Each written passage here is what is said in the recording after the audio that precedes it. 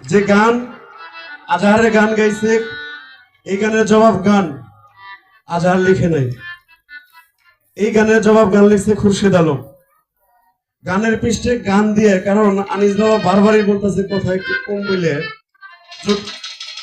Short করার জন্য, যে কারণে আমি কথা বাদ দিয়ে আমি গানের পৃষ্ঠে গান দিয়ে আমি জবাব দিছিলাম। এটা কি আমার অপরাধ ছিল? হ্যাঁ, এখানে পণ্ডিতের কি হইল সানোর ভাই? এখানে পণ্ডিতের কি পাইলেন আপনি? আমি কি পণ্ডিতে করলাম? আর যে সাধকের গান খোরশেদ আলম, তিনি 2 বছর যাবৎ আমাদের মাঝখান থেকে শিল্পী জগৎ থেকে সে বিদায় নিয়েছে। কি ভুল করে গেছে এখানে জবাব লিখে? আর যে পিছন থেকে যারা কোন যে জবাব হয় নাই, বাপের বেড়া হলে আমার সামনে বসেন,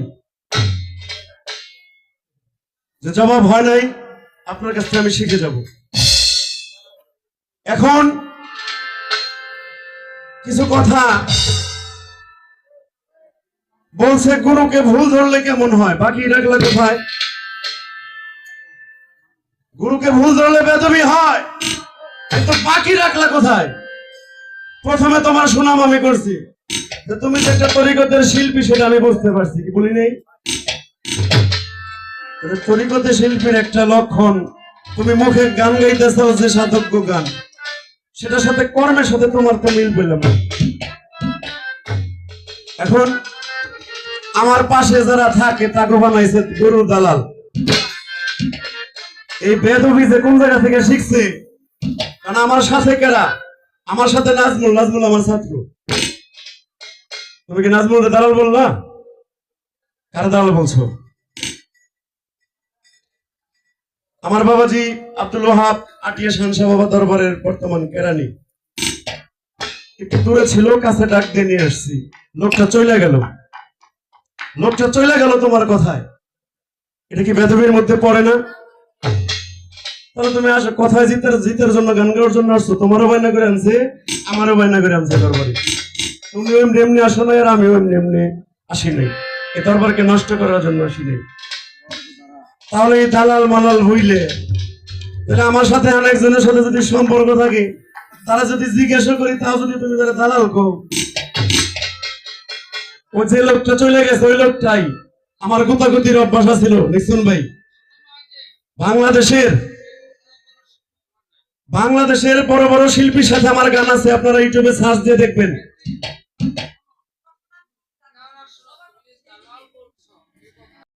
এই আটিয়া দরবার শরীফের লোকজন আমাকে ডাইকে নিয়ে বললো, বাবা তরিকতে হাত দিছো, বায়াত হইছো, হাত তোমার মুর্শিদের কাছে বাঁধা। কোনোভাবেই যেন কোনো শিল্পীর সাথে, কোনো শিল্পীকে অপমানমূলক কথা বলে গান করব না। আমি প্রথমেই আমি বলছি যে আমি যে দরবারে যাব, আমি ওটা আমি আমার গুরুর দরবার। আগে মানুষের দরবারে গান গেছি, এখন যে দরবারেই যাই না কেন ওটা মনে করি আমার মুর্শিদের দরবার। তো তুমি যদি সম্যক গুরু আমাকে রাইখে থাকো, তুমি বলছো তোমার পীরের ছবি আমার মধ্যে প্রতিষ্ঠিত করে তুমি গান করতেছো, কথাবার্তার মধ্যে একটু বচন ভঙ্গিটা একটু ভিন্ন হয়ে গেল না?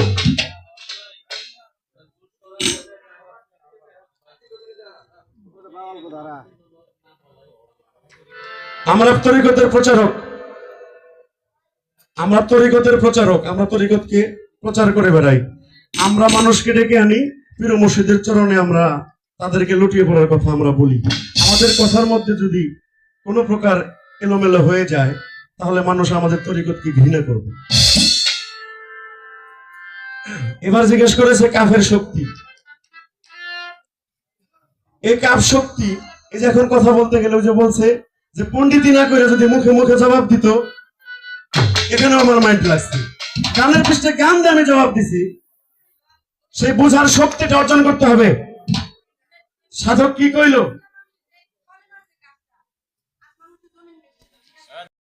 সরকারের সাথে আমি নিজে খাবার খাই, আমি বন্যা সরকার কোথায় আছে, আমি নিজে তাদের সাথে যে যোগাযোগ করছি, দেখা করছি, কুশল বিনিময় করছি। এখানে ঝগড়া করার জন্য আসছি?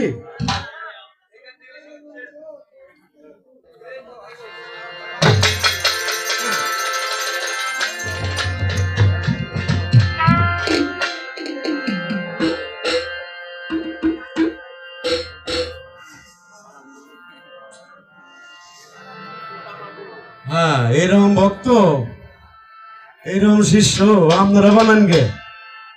আমাকে দরকার নাই, পিসাবার দরকার নাই। বইতে তো এমনি পিসাব হইয়া পিসাবকে 12টা বাজিয়ে দিছি। 1 লাখ টাকাতে বাইনা করে আনে আনিস পিসাব। সকালবেলা আনিস পিসাবের সামনে 50 জন বইতের কাছে মুড়ি দিতেছে। ওইগুলো হওয়ার দরকার নাই, মালিক জানি আমার অন্য বানায় না।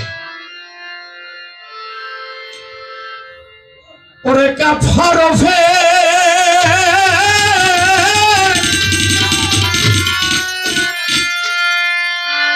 কাফরফে খোদা তাআলা 6টা শক্তির ইঙ্গিত পায়।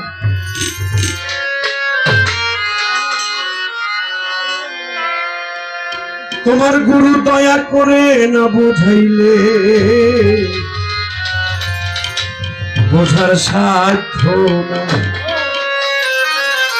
আমার কথা হলো গানের পৃষ্ঠে গান দেওয়ার জবাব না হলে তুমি 10টা কথা বলতে পারো।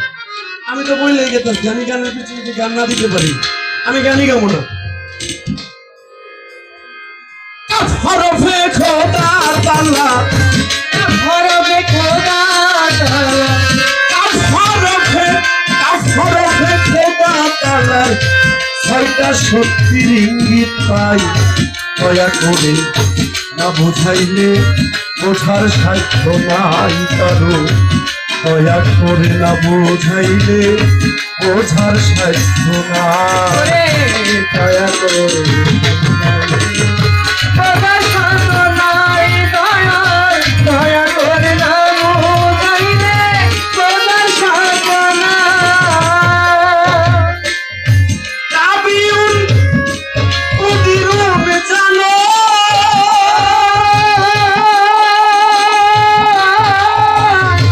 কাইমন কুদ্দুসুন শুনো। কাবিউন উদিরুন জানো,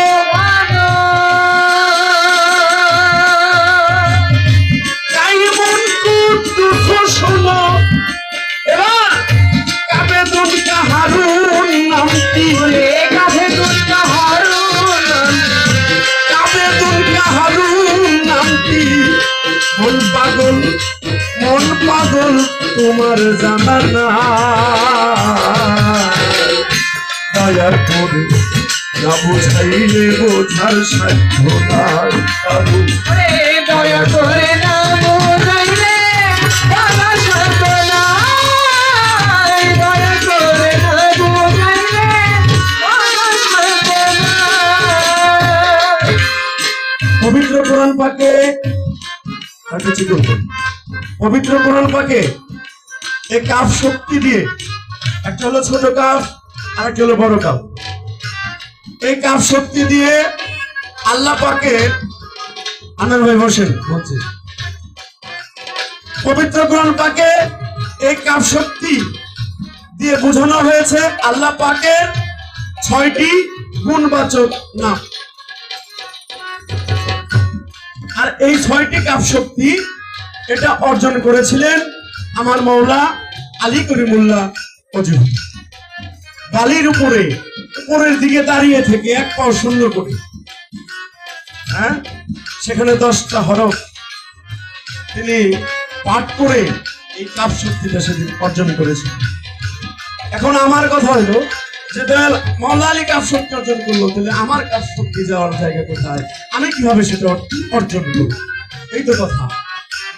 বাবা, এখন এই আল্লাহ পাকের 6টি সিফাতি অর্থাৎ গুণবাচক যে নাম, এই নামের মধ্যে কাইমন যেটা চিরস্থায়িত্বের শক্তি, অর্থাৎ যিনি গুরু, ওই ভক্ত যদি জানতে চায় তখন এই চিরস্থায়িত্বের শক্তি অর্থাৎ ওই ভক্ত চিরকালই স্থায়ী শক্তি নিয়ে যে থাকবে, সম্যক গুরু যদি হয়, এটা ওই ভক্তকে শিখিয়ে দিবে।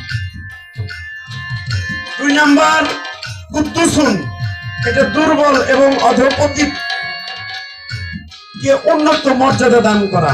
ভক্তদের মধ্যে বাবা অনেক নিহিত গরিব লোক আছে, অনেকের ধন দৌলত টাকা পয়সা 5 তলা 10 তলা গাড়ি বাড়ি আছে, হ্যাঁ, আবার কিছু দুর্বল ভক্ত আছে যারা একেবারে নিহাত গরিব, তাহলে দরবারে কোনো কিছু নিয়ে যাইতে পারে না বাবা। পুরুষ আসলে মসজিদ চাউল কোনো কিছু না থাকলেও অন্তত প্রতিবার রান্না করার সময় কিছু মসজিদ চাউল যদি ঘরে সম্পদ হিসেবে রেখে দেয়, ওইটা নিয়ে তারা দয়াল বাড়ি যায়। এবং যে গুরু তাকে কখনোই ওই ভক্তকে ছোট করে দেখবে না। এই শক্তিটা গুরুর অর্জন করতে হয়। দুর্বল ভক্ত যারা আছে তাদেরকে বুঝতে না দিয়ে তাদেরকে বুকের মধ্যে নিয়ে, কারণ গুরু আর ভক্তের মধ্যে দুনিয়াবি কোনো হিসাব নিকাশ হয়। এবার কাবিউন যেটা চিরঞ্জীবী শক্তি, সৃষ্টি শক্তিশালী হয়ে উঠে। কাবিরুন যেটা স্বপরিমিত দানকারী, তকদির দাতা। কাহারুন অপ্রতিহত ক্ষমতা, মধ্যদানকারী। কাবিদুন নিয়ন্ত্রণ শক্তি, সৃষ্টিকে নিয়ন্ত্রণ করা। এ হলো 6টা শক্তি। এবার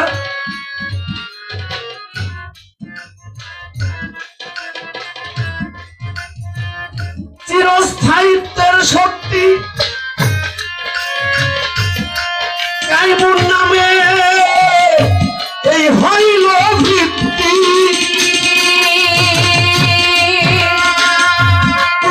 সুন্দর বলের শক্তি, সুন্দর বলের শক্তি। এবার সুন্দর বলের শক্তি অর্জন করলে মৃত্যু না। তোমার কোনো দয়া করে না জানাইলে কি জানতে পারে, দয়া করে না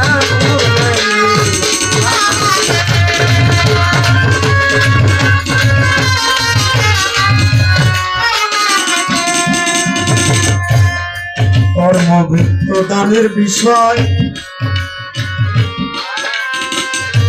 কাদিরুনে নিহিত।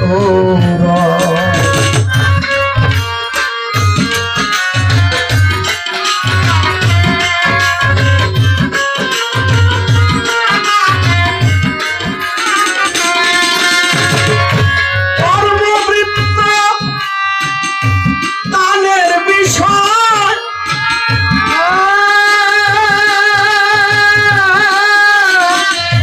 কাদিরুনে নিহিত রয়। ইহার একটা শক্তি অর্জন করলে, একটা শক্তি অর্জন করলে, একটা শক্তি অর্জন করলে তোমার আনন্দের আর সীমা নাই, আনন্দের আর সীমা নাই।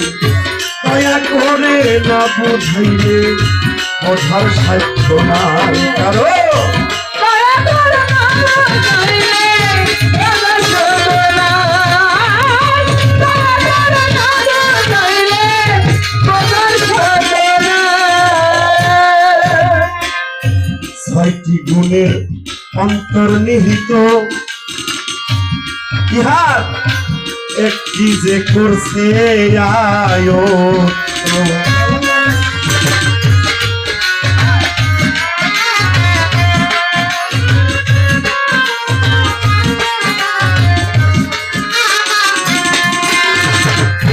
ছয়টি গুণের অন্তর্নিহিত,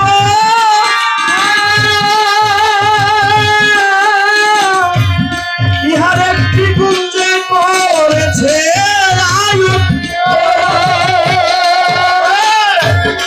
শক্তি অর্জন করিয়া, শক্তি অর্জন করিয়া পাইয়াছে দিনের বাদশাই সেজে, পাইয়াছে দিনের বাদশাহ। দয়া করে জানাইলে বোঝার সাধ্য নাই, দয়া করে না বুঝাইলে বোঝার সাধ্য নাই, দয়া করে না বুঝাইলে বোঝার সাধ্য নাই। মানুষ গুরু নিষ্ঠা হয় যার, কাপ শক্তির হয়েছে অধিকার।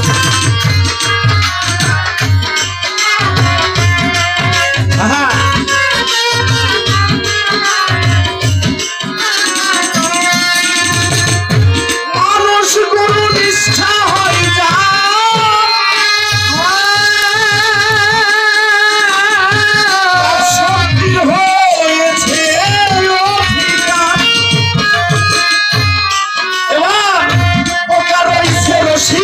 সরকার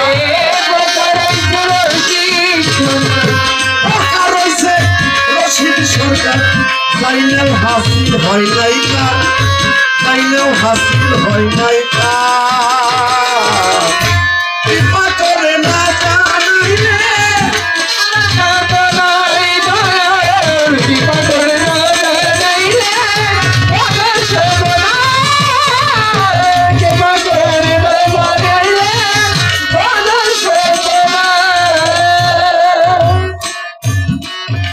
তাই যেহেতু আমার ভাজন বলছে আমাদের আসলে বর্তমান পারমিশন নিয়ে একটু ঝামেলাই হয়। আমি জানি অনেক পরিশ্রম করতে হয়। আমি রহিম বাবাকে দেখছি তারপরে অনুষ্ঠান করতে যেয়ে অনেক ঝামেলা পোহাইতে হয়েছে। আমি একটি গানই গাবো, তারপরে আমার দরদি গাবে দুটি গান হয়তো বা, তারপরে আমাকে জানি না মালিক কি করবে। এই ভজন এমন একটি কথা, এমন একটি গান, এত সুন্দর একটি গান, কবিয়াল বিজয় সরকার, যে দয়া তোমার কাছে আর আমি কোনো ধন আমি চাই না, বান্ধব রে এই চির কাঙাল করে দাও ধরায়, আমি যেন চির কাঙাল হয়ে থাকতে পারি। আসলে মূলত এইটাই হলো ভক্তের, প্রকৃত ভক্তের একমাত্র কথাই হলো এইটা, যে আমি যেন দয়াল তোমার দরবারে আমি একমাত্র কাঙাল হয়ে, আমি দিন দুনিয়া দাবির কোনো সুখ আমি চাই না দয় বান্ধব, আমি কেবল তোমার চরণে আমি আশ্রয় থাকতে চাই। যুগে যুগে জন্ম জন্মান্তরে প্রভু তুমি তোমার ওই চরণ শ্রীপদে আমাকে তুমি ঠাই দিও। এটাই হলো মূলত ভক্তের বিষয় বাবা।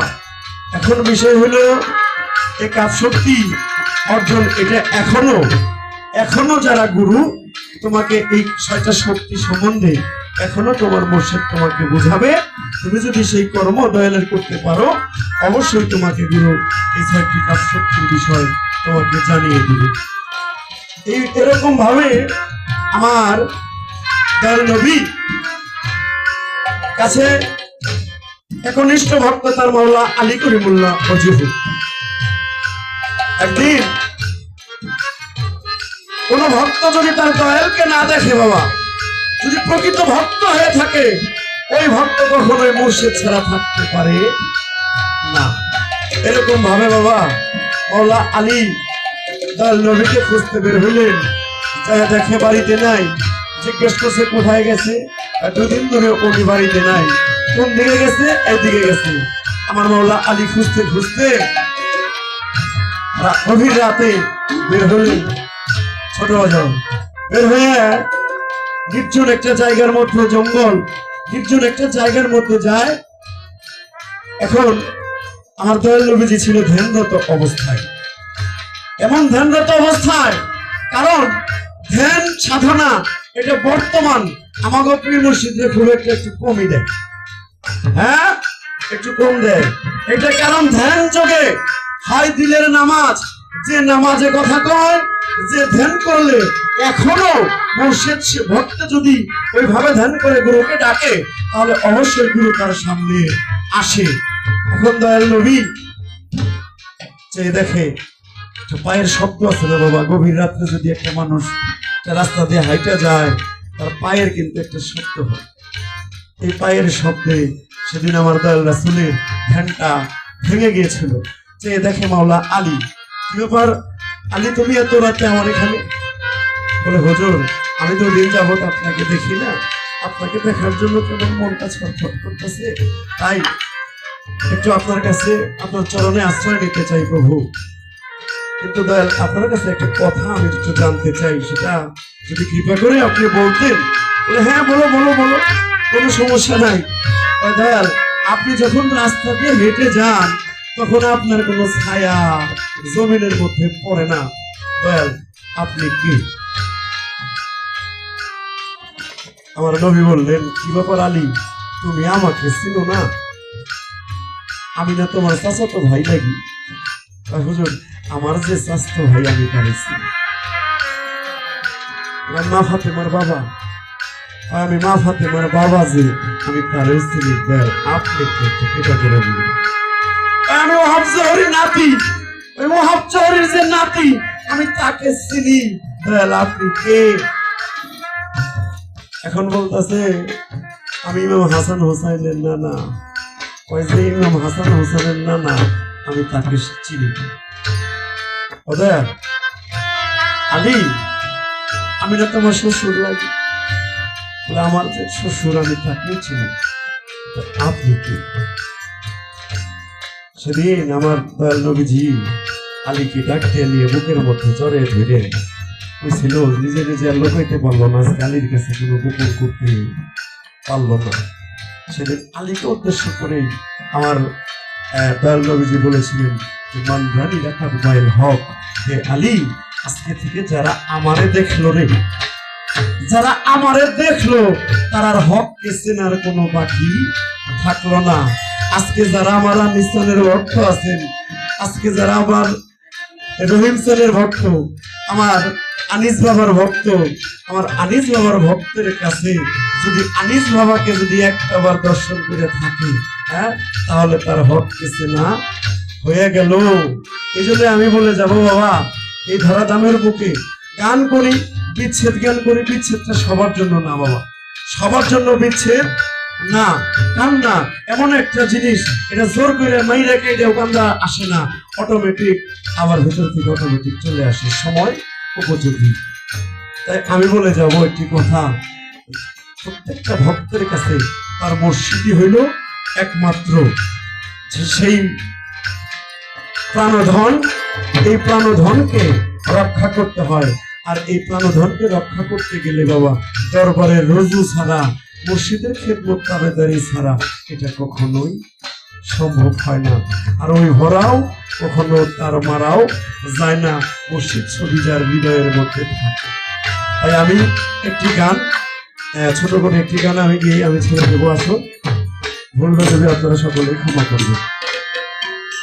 ওরে গুরু নাম যা হৃদয়ের ভরা, আরে ভব তার ভরা কি যাই রে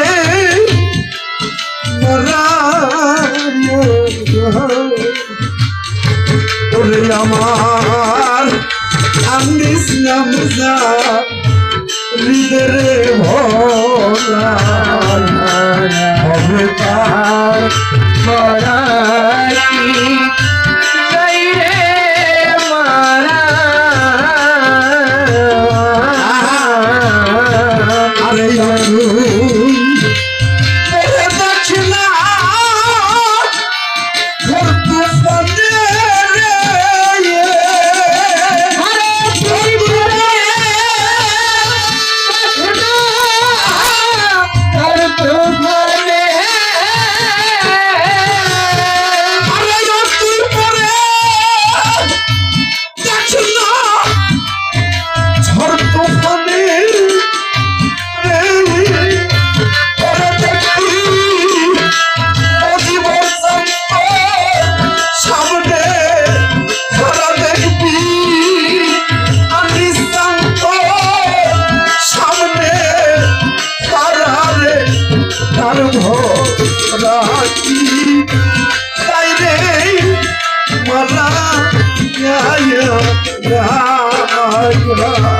ওরে আমার আনিস নাম যা হৃদয়ে ভরা, হবে তার ভরা কি যাই রে মারা।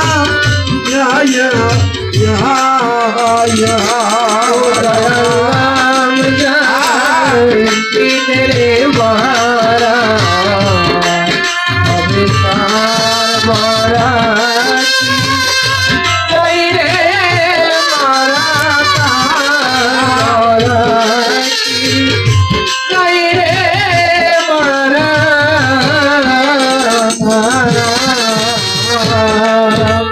ওই পারে চো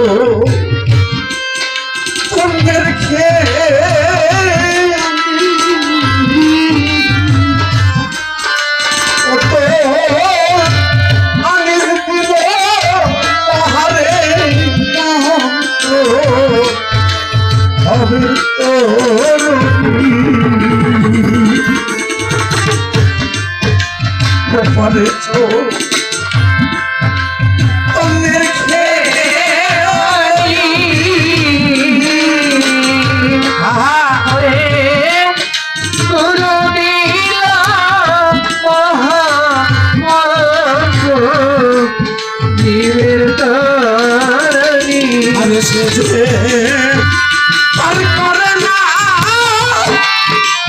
ধনী মানি রে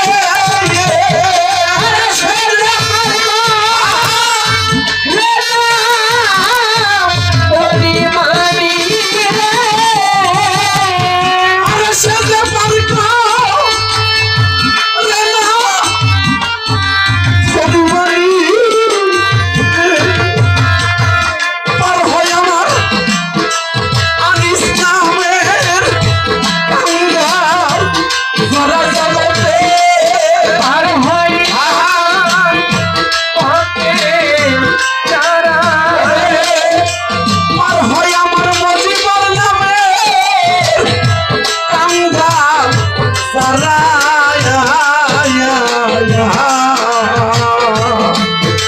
গুরু নাম যার হৃদয়ে ভোলা ভোলা নাকি যাই রে মারা তার করাকি যাই রে মারা দয়াল নাম যার হৃদয়ে ভরা জবে তার করাকি যাই রে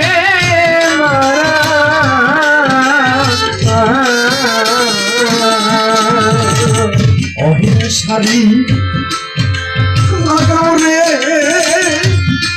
পাতায়া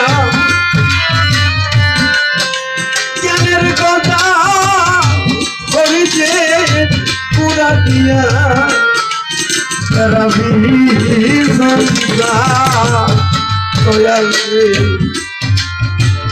অহিংসা লাগাও রে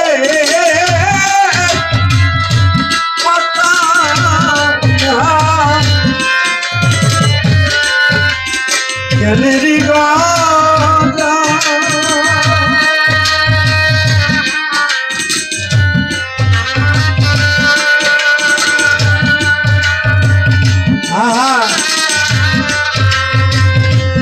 ধরিতে পুরা দিয়া তুই রবি চন্দ্র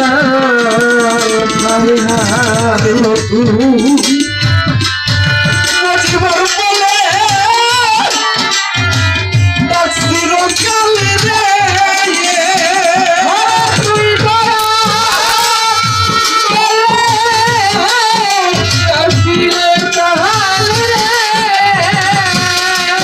আরে তুই আনিস কাল বলে ডাকছিল কালে রে আরে তুই নামের মাসুল করগে হারালে তুই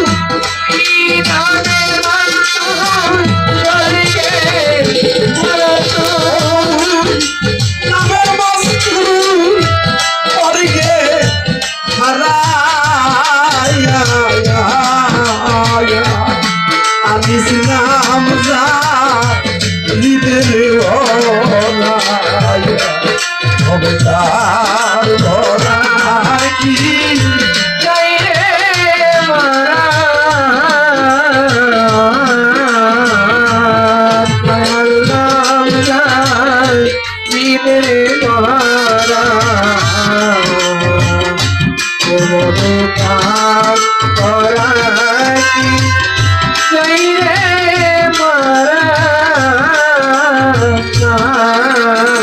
ওরে অকিলালো ভেবে তাই বলে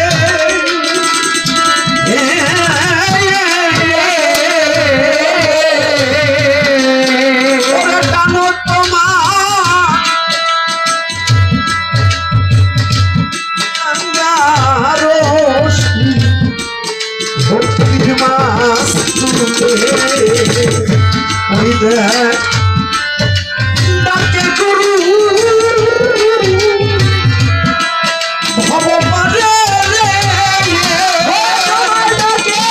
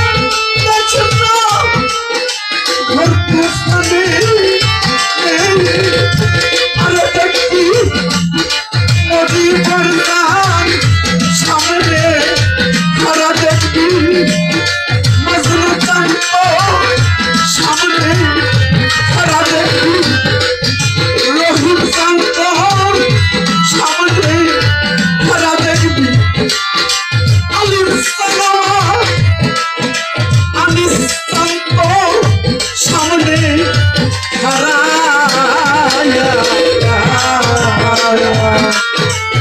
নাম যা দিলে ভরা ও মনে প্রাণ ভরায় জয় রে মারা বলবো বাবা কোন গুরুর কাছে কোন ভক্তের কাছে কোন গুরু জীবনেও মরে না। ভক্তকে গুরুকে যে মারে তার কাছে গুরু মরে।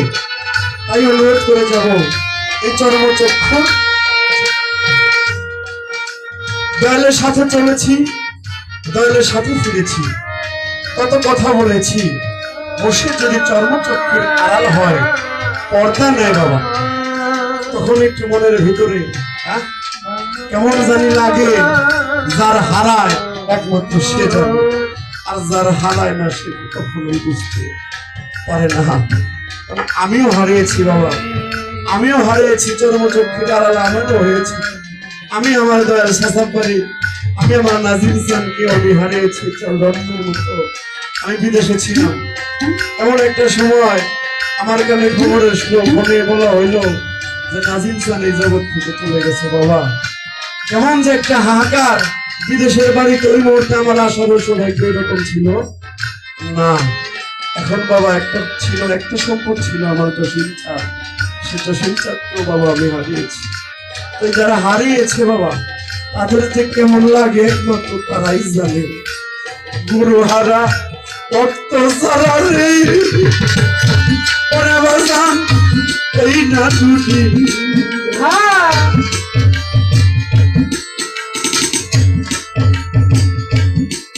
ও তার বাহিরে তার দেখবি ভালো, ভিতর গুরু হারা কাম গুরু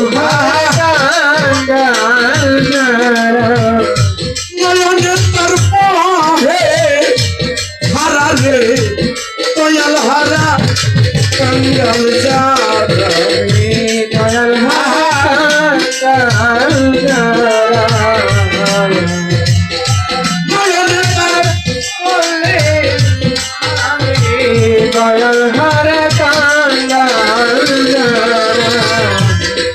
খালি খালি খালি লাগে রে কতরতি তোমারে হারাইয়া। তার কাছে যাই কোথায় দাঁড়াই, তারা ভোট কই যাইয়ে এই দেশ আর ভালো লাগে না রে। জীবন